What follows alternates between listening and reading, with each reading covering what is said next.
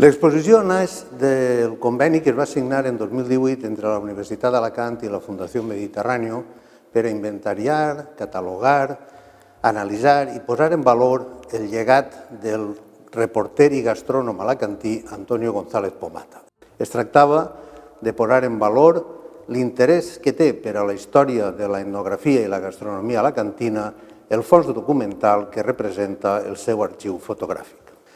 La direcció acadèmica i científica del projecte ha recaigut en la Càtedra Carmencita d'Estudis del Sabor Gastronòmic de la Universitat d'Alacant i del Centre de Gastronomia del Mediterrani UADENIA Gasterra amb la col·laboració del Centre de Documentació La Llum de Fundació Mediterrani. A través de l'anàlisi dels treballs i de l'obra que va dur a terme Antonio González Pomata, l'exposició permet comprovar quines van ser les transformacions que va experimentar la cuina alacantina en els anys finals del segle XX. És un període de transició caracteritzat per importants transformacions socioeconòmiques, per l'impacte del turisme i en aquest context iniciatives que promovien la cuina autòctona o les nostres tradicions gastronòmiques, com va fer Antonio González Pomata, liderant i coordinant molts dels seus projectes, van permetre que aquesta cuina tradicional s'incorporara a les cartes dels principals restaurants i esdevinguera un motiu d'inspiració per a la nova cuina creativa.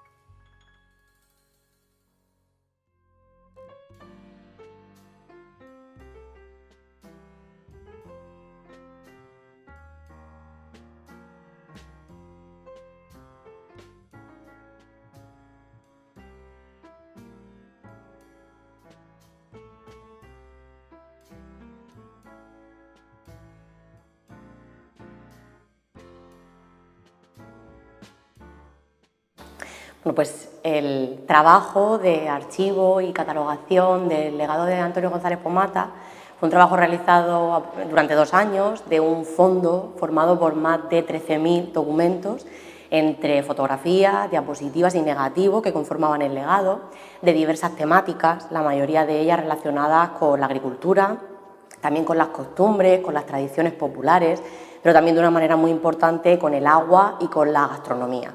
Fotografías, diapositivas y negativos que fueron recopilados por Antonio González Pomata entre 1950 y 1996 y que conforman un conjunto, ya digo, gráfico de un interés cultural, pero también patrimonial muy importante de la provincia de Alicante. El trabajo del fondo y del legado Antonio González Pomata se llevó a cabo durante 2 años gracias a un convenio de colaboración entre la Cátedra Carmencita de Estudios del Sabor Gastronómico de la Universidad de Alicante y la Fundación Mediterráneo.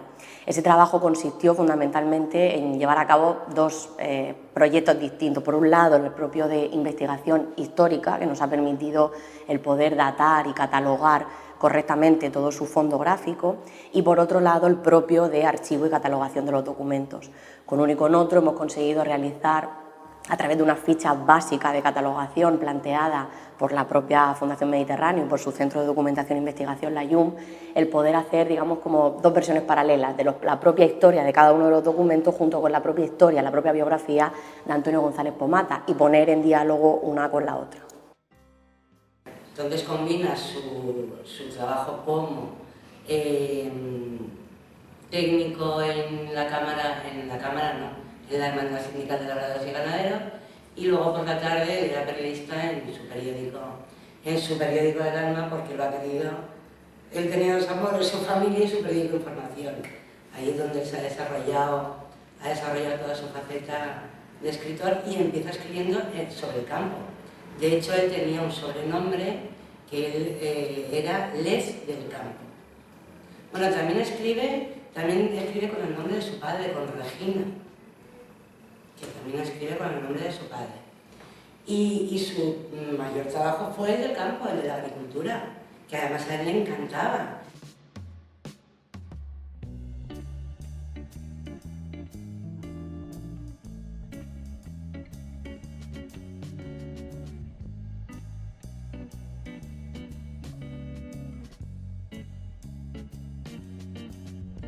Él llevaba siempre su camarita.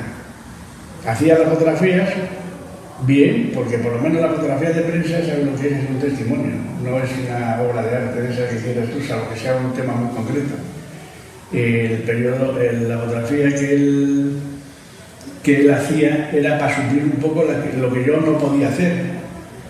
O sea que es verdad, porque en el periódico te encuentras, tú lo sabes porque eres periodista, o sea que tener que abarcar muchas secciones del periódico, y en aquella época que éramos uno o dos en el periódico, había que hacer desde temas locales, los viajes antiguamente había que irse con el organizador a visitar la provincia, o sea que muchas veces se lo hacía 2 fotitos, yo se las arreglaba en el laboratorio y ya está. Pero él se preocupó mucho también de cubrir un poco las espaldas con la fotografía. Y ahí habrá muchas fotos de él que hizo.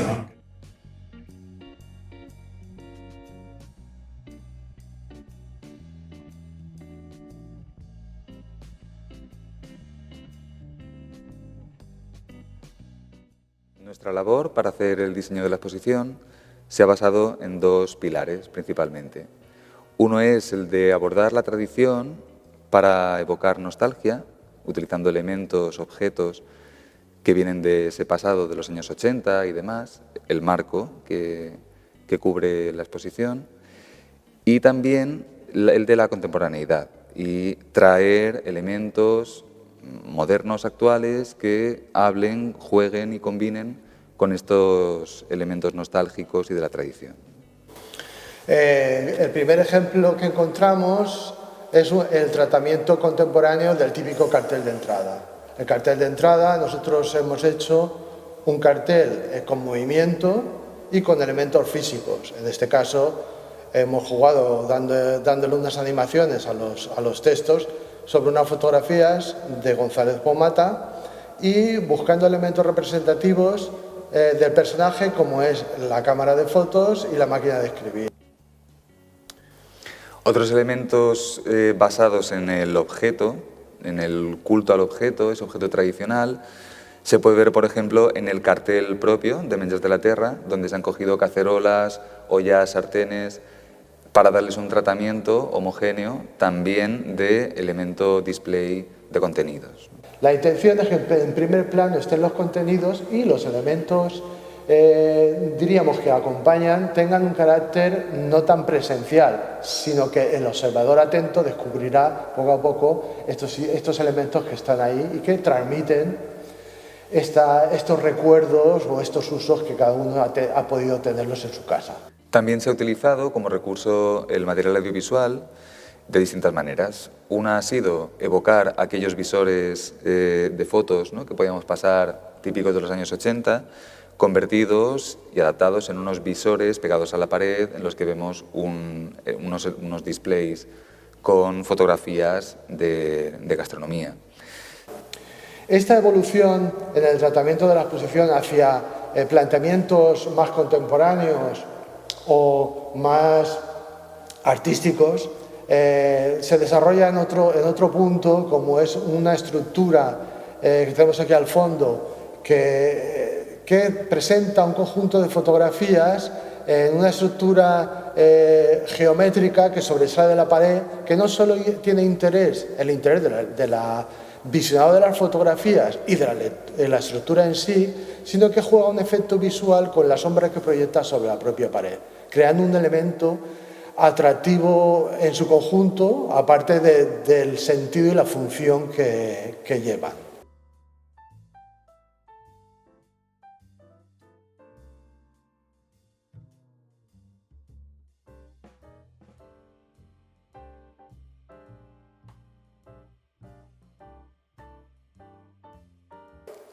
Las semanas gastronómicas organizadas por González Pomata tuvieron el objetivo de promocionar la cocina tradicional y servir como inspiración para la cocina innovadora, siguiendo la máxima de sin tradición no hay innovación. Se desarrollaron entre los años 1987 y 1994, las disfrutaron 15.000 personas y participaron 66 restaurantes, de manera que fue un trabajo coral.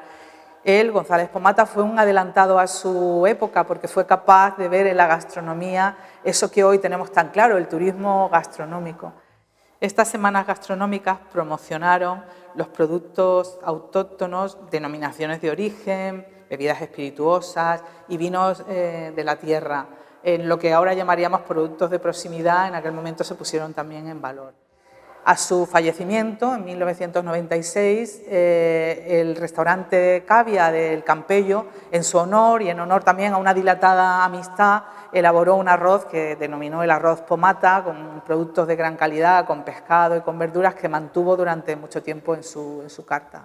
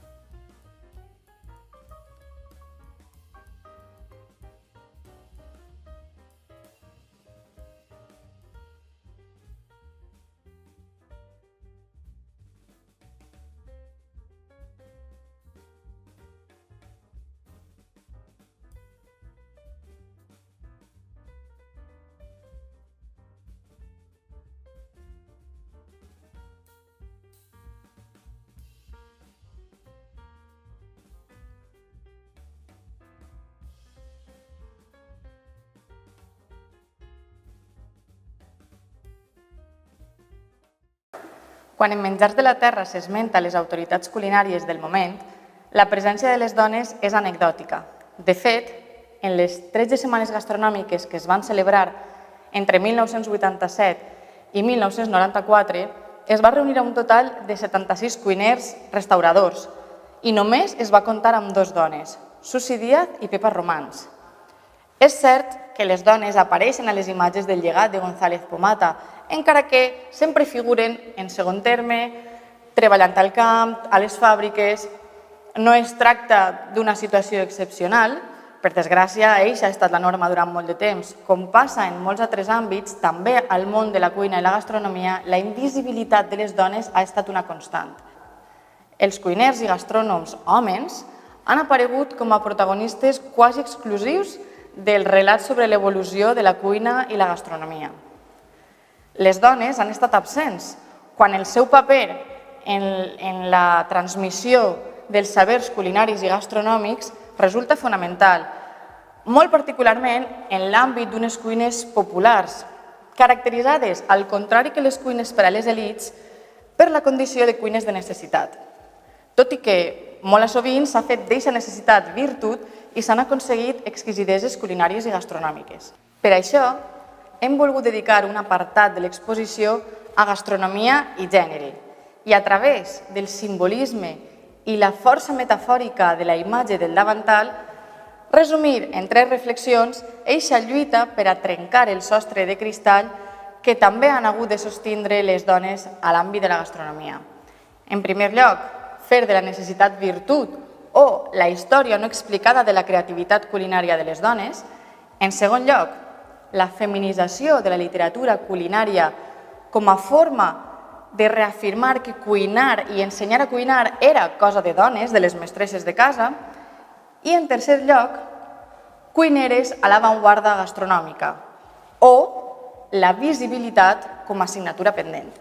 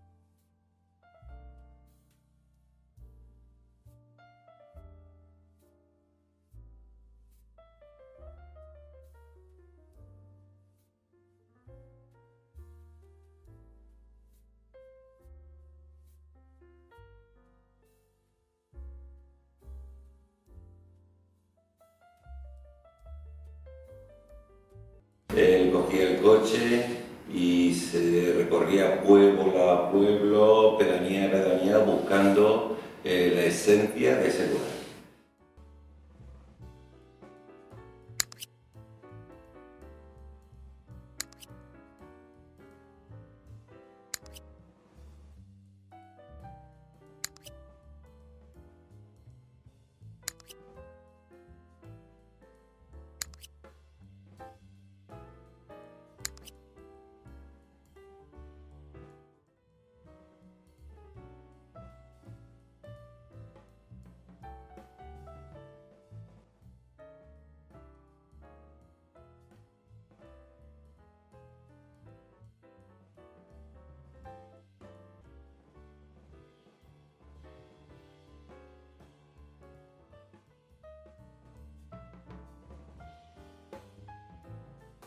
Uno de los principales objetivos de Fundación Mediterráneo es la puesta en valor de nuestro patrimonio. Un conjunto valioso y extenso de patrimonio documental, artístico e inmobiliario procedente de lo que era la antigua obra social de la CAM. En este sentido, en septiembre de 2019 inauguramos la YUM, Centro de Documentación, Investigación e Innovación Educativa. El patrimonio documental que alberga la YUM se estructura en 4 grandes colecciones: la colección Memoria de la Fundación, la colección Artes Plásticas, las denominadas colecciones singulares que albergan todos los fondos procedentes de la Biblioteca Gabriel Miró y la colección Legados y Donaciones. Esta última colección alberga los legados culturales y científicos de relevantes intelectuales alicantinos que cronológicamente van desde Jorge Juan en el siglo XVIII hasta finales del siglo XX con Eusebio Sempere o Antonio González Pomata. La gran mayoría de estos legados pertenecen a personajes vinculados a lo que denominamos la Edad de Plata, es decir, cronológicamente se sitúan desde finales del siglo XIX y la primera mitad del siglo XX. Algunos de los nombres principales que encontramos son Emilio Varela, Óscar Esplá, Gabriel Miró, Germán Bernácer, Figueras Pacheco, personajes que representan el Alicante, digamos, más brillante de todos los tiempos. Con el diario Información, su último trabajo, Postres, Repostería y Licores de Alicante. Antonio, bienvenido. Sí, hola. Bueno, en una oportunidad más, la gastronomía está de nuestra tierra en tus manos, porque este es el trabajo que hace, bueno, pues me parece que el número 6, algunos en conjunto y otros ya en solitario, ¿no? Sí, esto lo empezamos en el año 86, si no ando equivocado, no, 86 o 84, ¿no? ¿Sabes? Entonces, pues empezamos con un formato grande, o sea, estos menjars. Menjars de Atenas. Hicimos el número 1 y el 2, entramos en el 3, que ya es mío. Los 2 primeros con Fernando Gallar, ¿no? Sí, sí. El de la cocina de Sabes el Mar, que fue el último que se ha lanzado, y ahora mismo pues ¿sabes? Que es un libro de 480 páginas, 40 fascículos, ¿sabes? A 12 páginas, en fin, que si ha empezado ahora, pues ¿sabes? Hagámonos a la idea de que son 40 semanas. Y por otro lado, pues bueno, no se cae porque el periódico también buscaba una compensación al esfuerzo editorial que se traducía en venta de ejemplares. De hecho, el periódico notaba un incremento de ejemplares de venta en kiosco el día que se había publicado. El creador de Menjars de la Terra era mucho más que un investigador culinario que refotó platos, tradiciones y costumbres de Alicante y que supo poner sobre el tapete los pucheros de las abuelas de nuestra provincia en trance de desaparecer, al tiempo que impulsaba muestras gastronómicas para dinamizar y promocionar lo nuestro. Antonio era un incansable correcaminos enamorado de la provincia de Alicante, que conocía todos sus rincones y que escribía de ellos para promocionar su belleza o para denunciar sus problemas o necesidades. Nos deja sus libros que, además, todos tienen un objetivo común: Alicante y su provincia, y sobre todo nos deja sus muchos y grandes trabajos en el diario Información, que fue el periódico, su periódico de toda la vida.